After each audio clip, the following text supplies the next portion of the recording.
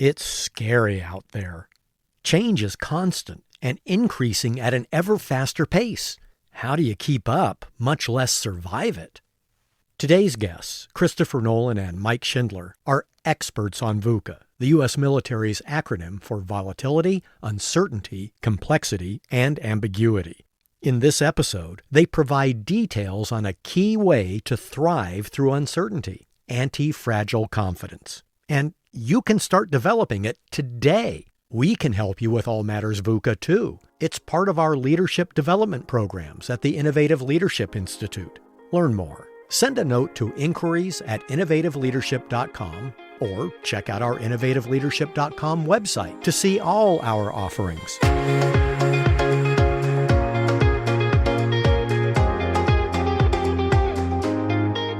I'm Maureen Metcalf, your host for Innovating Leadership, Co-Creating Our Future.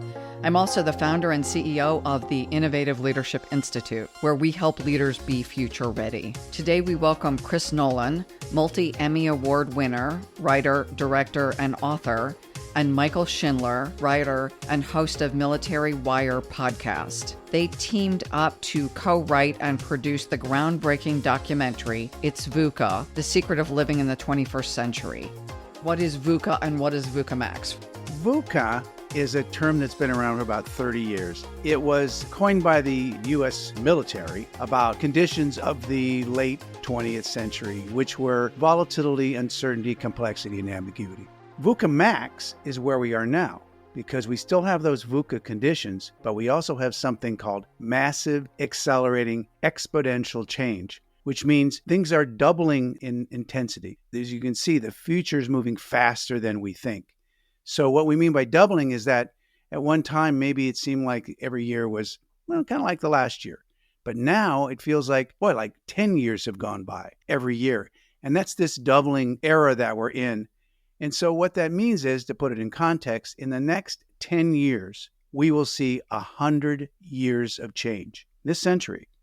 And in the next 80 years, we'll see 200,000 years of change. I know that sounds crazy, but that's what's happening with technology and with AI and with all the converging forces that we have in our environment right now. Which is a great lead-in, Chris, to answer, what the heck is anti-fragile resilience or anti-fragile confidence? I mean, the resilience piece, that's where you think about the tennis ball and the egg, people being fragile. If they're an egg and you slam that down on the concrete, it explodes, it breaks. When people are resilient, we talk about bouncing back, but bouncing back into what you were before, right? So you go through a traumatic event, but you're able to bounce back. You're still the shape of that tennis ball. Well, when you talk about anti-fragile, you're really reshaping. Yes, you're bouncing back, but you're bouncing back into a different shape, different environment, better, stronger, but not the same because the environment's changed. And so when we talk about resilience, it's a confidence that you understand that you'll be able to go through a moment coming out stronger, better. Doesn't mean it's not going to hurt going through it. But when you're talking about anti-fragile confidence, it's going, okay, I know I'm going to bounce back, but I'm going to bounce back better, stronger in a different environment because, to Chris's point, things are changing. So you can't bounce back to the same because the environment's not the same. That's right. So really, anti-fragile is the opposite of fragile. Mm-hmm. So what Mike's talking about is, as you can see, we live in an environment where a lot of people are really fragile right now. There's a lot of stress. There's a lot of emotional trauma. So this VUCA Max world can make you break easily. So how do you have anti-fragile confidence in this environment? Anti-fragile confidence takes anti-fragility, which is a quote from Nicholas Taleb, who came up with an economic term about fragility in our environments. But the idea here is that anti-fragile confidence, it's a trust in yourself. Mm-hmm.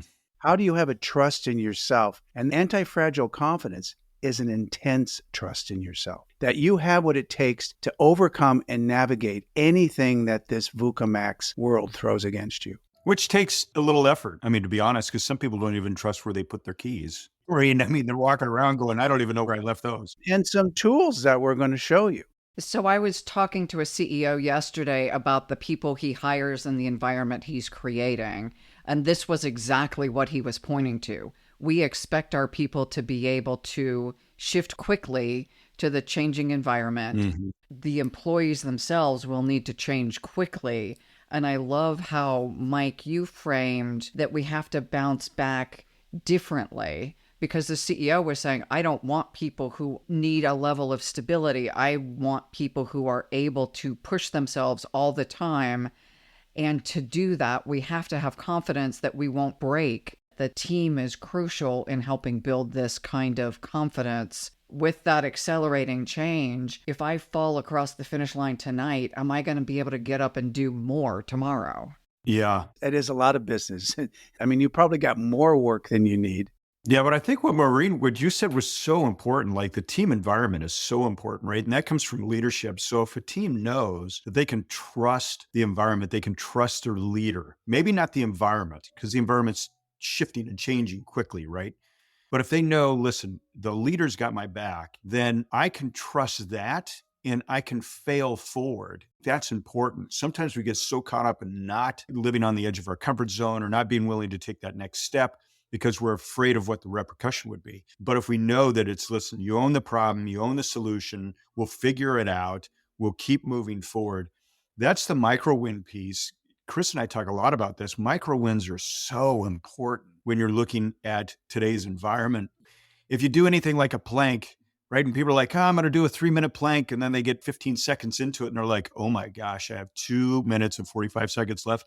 They start thinking like that's a long goal. But if they start thinking and like, hey, I can do this for 10 seconds at a time, and they just start talking themselves in 10 seconds.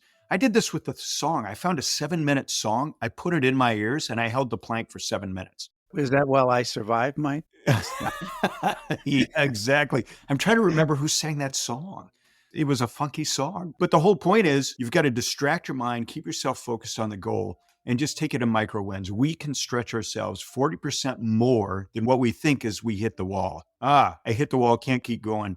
Our body and our mind can actually go, no, guess what? I've got a reserve tank. You can go about 40% more. This is the thing that we get with most of our clients. This is like the number one thing is anti-fragile resilience or anti-fragile confidence. Mm-hmm. You're right. It's a team thing, but especially with return to work, it's a big deal. How do they keep up their resilience given things like AI? Is AI going to take my job? But I think what we'll get into, we call this a VUCA Max warrior system. There's actually some kind of ancient philosophy that it's, right out of the ninja warriors or Japanese Ikado or something like that, where it's a philosophy of living too. That's a big part of this that we don't really have in our culture right now. Mm-hmm. How would your clients go about building anti-fragile resilience? We all need it. Because if we look at the level of anxiety, depression, drug use, this seems like an opportunity to help people counterbalance the challenges that they're facing. There's a military aspect to this. And when I mentioned kind of an ancient philosophy here, it's the idea of mind, body, spirit, where you have to have a foundation. And you're right on with this, Maureen, with the idea of how we kind of have a Koyaanisqatsi about how we go about things. And a lot of that has to do with the idea of not having our foundational plus ones: sleep, nutrition, energy, your chi or your prana or your ki, whatever that's called, weaving together these negative and positive aspects of our life. In fact, Abraham Maslow talks about either you're going -1 every day or with every decision, or +1 every day with every decision. And we call these plus ones. So you have to look at yourself and saying, when you're talking about stress or drugs or drinking too much, those are all -1s. And -1s, like +1s, compound. So if you're doing +1 foundations, getting enough sleep, getting enough nutrition, getting enough energy, all of those good things, then that's compounding into your anti-fragile confidence. And that leads right into, Mike, I'm sure you'll take off on this, is what Jocko Willink says. There is freedom in discipline. Oh, yeah. Yeah, 100%. I mean, people think that, boy, being disciplined takes a lot of work. It does take some work, but when you're so disciplined, there's freedom in that. And let me explain that. It really comes down to, Chris and I coined this term called purposeful presence. So in the military, we're really good at painting mission, purpose, identity. Purpose is help save the world from bad people. Mission is commander's intent. What am I doing on a daily basis? My identity is, what's my rank, my uniform, things along that line. You're focused on the purpose. And that's where, whether it's return to work or return to culture, or whether it's people living their daily lives, it's really, what is my purpose? What is my purposeful presence? So I'm in the moment. And so that really goes back to a quote, when the vision is big, the circumstances don't matter, because people will do things that are super important to them. And that comes down to self-worth or self-image. And so how do you get there? When Chris and I go into companies or we're working with individuals, we always start to what Chris's point was, is the core values. Really, what is the core of the company? What is the core of the individual? Because that is how you get people to embrace discipline. Because if it's important to them, they'll figure out how to do it, right? I mean, any of us that have ever raised kids will see it. They'll do things that we think are extraordinary, even though there might be fear attached to it, because it's really important to them. We'll do things in the film industry that are groundbreaking. That's what we did when we did the first film during COVID. We're like, I don't know how this is going to work. And we're like, well, let's just give it a shot. And we found new ways to film, and we found new ways to record, and we found new ways to edit. But we had a big vision.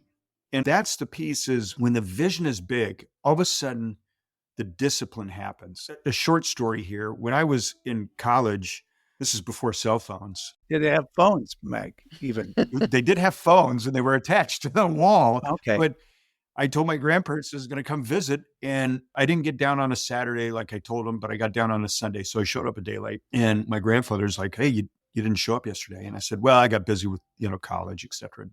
And I said, I tried to call, but nobody answered. And he goes, well, you told me you'd be here on a Saturday. And I had plans for us on a Saturday. And I said, well, it's Sunday. We can do those plans now. And he goes, what's interesting? If it was worth $1 million to you, you would have been here on Saturday. And I just went, wow, that's crazy. But he wasn't wrong. And that's what happens. So we all, as a human or a company, have something that's worth $1 million, use that term, whatever is so important to us that we're willing to do whatever it takes to get it done. That's how you form discipline. So that's purposeful presence. It's very powerful. Purposeful presence is a big idea today, because they want people to go back to work. And so it's a responsibility of both the company and the employee to make that presence purposeful, because you can't just say, well, come back and just sit in front of your computer and we won't talk to you for 8 hours every day again, because then they lose their mojo. This is really important. I mean, even with kids or anybody, this discipline thing is a really big deal, because it's paradoxical, right? I mean, you go, wait a minute, discipline, freedom, they seem like they're counter to each other. But Eric Fromm is a sociologist and a philosopher and a psychologist. And he said there's a difference between negative and positive freedom. And it's about free will, right? It's about choice. So you would think that freedom means I can do anything I want. But it's like we have this good and bad VUCA.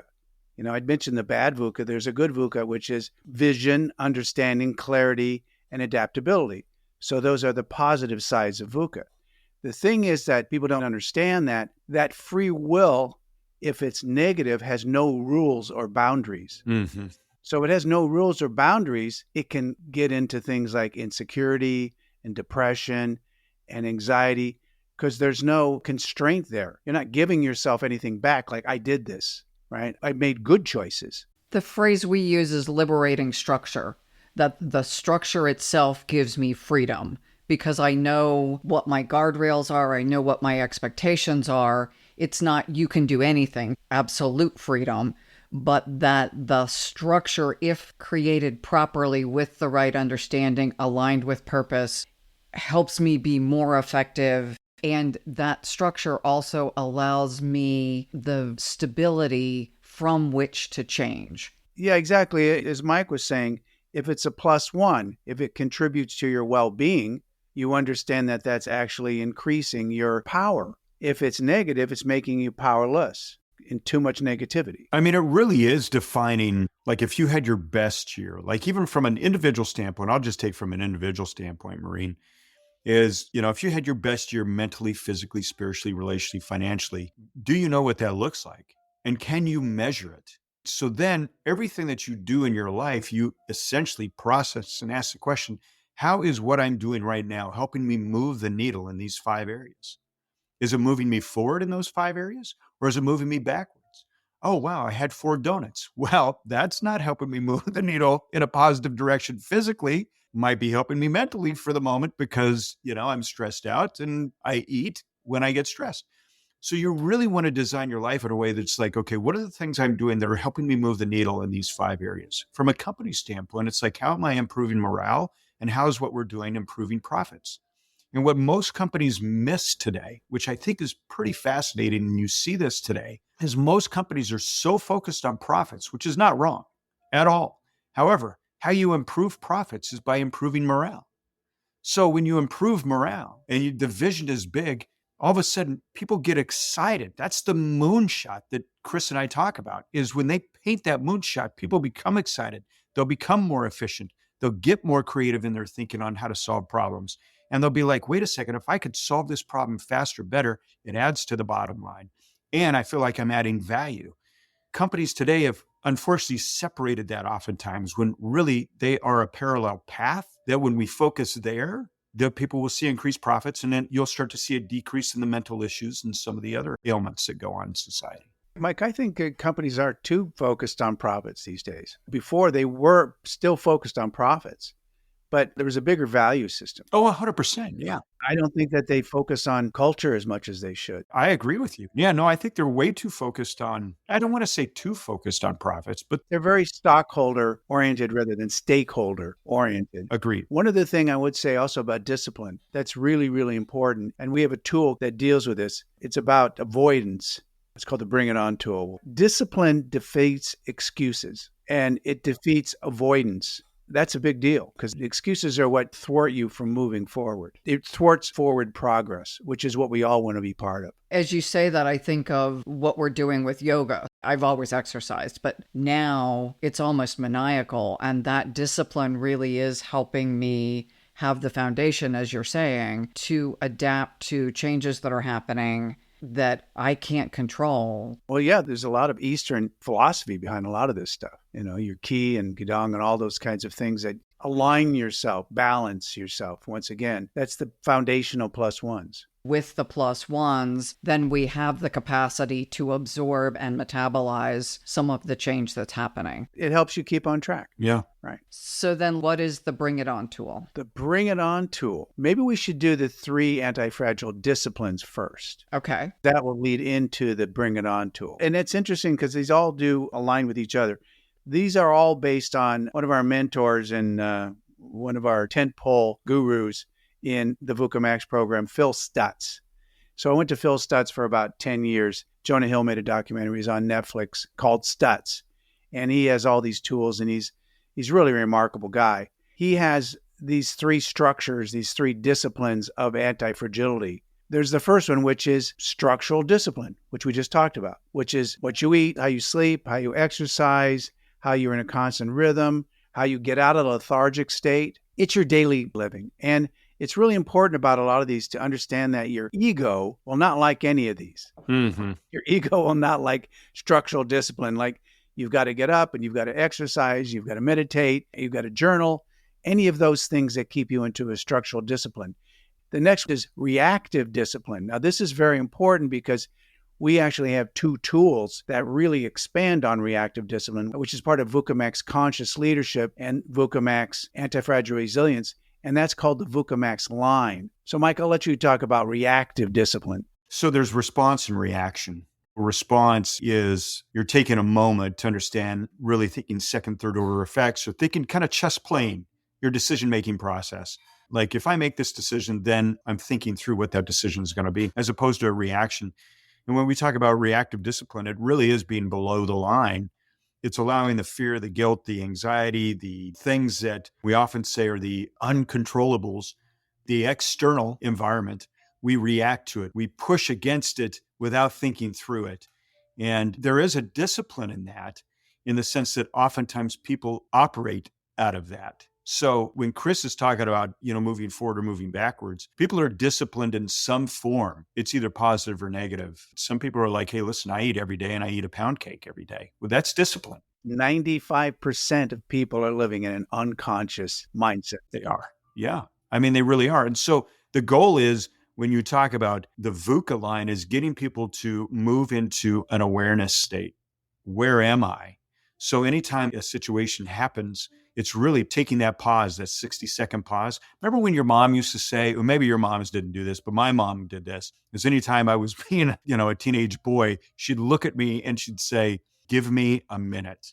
Well, I knew at that moment that if I did not give my mom a minute, I might be meeting Jesus in the next 60 seconds. So it is really about slowing the roll, and that when you give your brain a moment to pause as opposed to react, you can suddenly start making smarter decisions. And that pulls you into an awareness state that then allows you to acknowledge where you're at and then take action in a positive sense. Right. And below the line is a survivor mode. It's actually a victim mode more. Above the line is a creative mode. So below the line, you're in a negative state. And above the line, you're in an expansive state. You can actually think of it, if you're in a spiritual concept here, you're in your lower self below the line. You're in your higher self above the line. And the reason we call this conscious leadership is a lot of leaders are walking around, 95% of them, dealing with past beliefs, past baggage, past blame, past anxieties, past judgments. You have to throw all of that out to be above the line. Your listeners are probably familiar with Viktor Frankl, who wrote Man's Search for Meaning. And as Mike was saying, there's this space between stimulus and response, Viktor Frankl would said, and that we have the power to choose how we think. And that response is what gives us our growth and our freedom. If we don't make that, we're going backward. In that pause is also engaging the breath, helping our nervous system relax. Because if I'm in fight and flight mode, I am going to be in victim mode. I actually have to shift my brain and my physiology to have the capacity to move out of the below the line state. Mike calls that the 60-second lifesaver, right, Mike? Yeah, I mean, it really is that. I mean, what you're doing is you're moving your system from the sympathetic to the parasympathetic. I know some of your listeners had a mom that said, give me a minute. I know that. And you know what? Our moms were brilliant when they said it. They didn't know they were doing this, but they were slowing their action down because they knew my reaction might not be good. And Mike heard this a lot, by the way. I did. Like I was that troubled youth. So it is a lifesaver.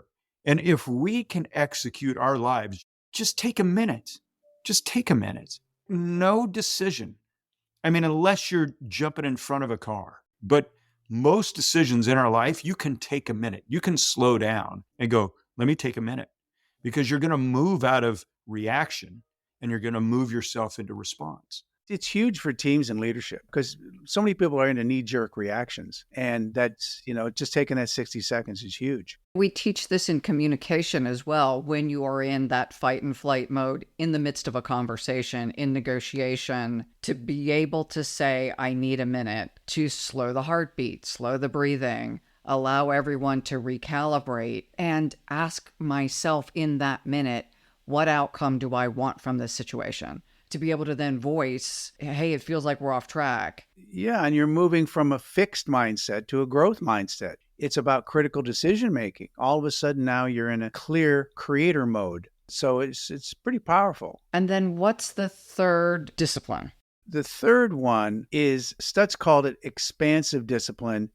I think Mike and I like to call it exponential discipline in this particular age. This is why it leads into the Bring It On tool. It's action steps that force you to expand your life. So the universe is constantly expanding. And to get into that flow, it's about flow and connect to higher forces. We have to keep up with that forward moving progress. Think of it even day, which is why we call it exponential discipline. You have to actually move yourself faster. You have to really get into this flow quicker. What that takes is courage. And this is what the Bring It On tool really leads into, because there's a lot of fear in our age right now. So this is about when you're avoiding or when you're making excuses, a lot of times you're facing fear. How do you get over that fear and say, bring it on? And that leads into Mike Schindler explaining the Bring It On tool. Well, the Bring It On tool is great, actually. You visualize, let's just take public speaking, because most people don't like public speaking, right? Because really, the core is I'm afraid of what people are going to say or think about how I deliver what I'm about to say or share, right? So they become inner focused as opposed to what can I give to others? They have this fear of public speaking. So the Bring It On tool is you visualize that thing that you're fearing most. You visualize it. I'm speaking up on stage in front of 1,000 people. Oh my gosh, you feel the anxiety building, but you're like, no, I embrace this. Bring it on. So you start to visualize you on that stage and you're breaking through this cloud almost. I think Chris in some ways describes it even more beautiful than I do, but I see it. You're going, no, bring it on. You're visualizing every part of the success of this and you're addressing the fears that you have, but you're like, no, bring that on. Bring it on. I embrace it. Bring it on. I love fear. I love this. And you start to shout it and you do it probably in the comfort of your own home or your car. Like people don't know what's going on in your car. It's okay. You can do it in traffic too. Keep your eyes open. But you visualize this so that you break through that moment and you go, I can do this. Bring it on. So what Chris and I oftentimes do is we take a moment where we're like, this could be pretty overwhelming. Chris is really good even at helping me sometimes get regrounded. It's just like, you got this. Just bring it on. Okay, great. But you're really visualizing yourself breaking through what's holding you back. And you're saying, no, bring that to me. Bring that to me. Once again, I don't know if I finished this, but Stutz was known as basically the shrink to the stars. I mean, you name a big actor, director, head of a studio, probably a Stutz client. And I went to him because I'm a film director, and I had similar situations where I'd have 100 people on a crew and something would go wrong. There's a lot of anxiety when you're in those situations. And so he was very helpful with that. So he dealt with a lot of actors. And actually, fear must be equated to pain. That's really what happens when you get high anxiety. It becomes extremely painful. What Stutz told you to do is, and you say, bring on that pain, bring on that fear. You see it in front of you as a cloud. And you actually say, you scream like, I love pain. I love it. And you keep moving forward. And as you move through the pain, it spits you out into a higher force. And that higher force is anti-fragile confidence because you've done that. You've achieved that. You've gone through that. It's the things that the Navy SEALs do and the elite forces do. They force themselves through these situations. They go, oh, okay, I've done that. And they have this inner discipline, this inner feedback. And you want to do that every single time throughout the day that you feel anxiety or overwhelm, whatever, or you can't call somebody. You say, I should really call them, but what if they say no or they reject me? Call them. Bring it on. What this does is this puts you into forward motion.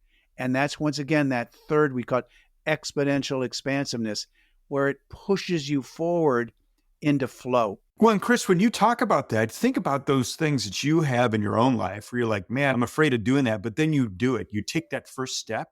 Don't you feel such a rush? Correct. You get a big dopamine hit from it, right? You're like, man, I did it. It could be something so small like Dan or Chris, guys, when we used to have to pick up the phone and call girls to ask them out to a dance, like, oh my gosh, I don't want to call the girl, right? And you'd pick up the phone and she'd answer and you'd like hang up real quick. And then you'd pick up the phone again and you'd finally be like, hey, do you want to go to the dance? And go, oh yeah, I'll go to the dance, right? It's just those small little actions. But that's what it is, right? It's the small victories. They're small, but sometimes the consequences, I'll give you an example, like I'm in Mexico shooting for Google and we have 100 people on a crew, a lot of money every day being spent. We have Mexican federales threatening, well, they did a few times where they go, well, you're not going to be able to shoot that in the morning. And maybe an actress on a TV show is some drug-related or alcohol-related situation, she can't perform, or we lose a location.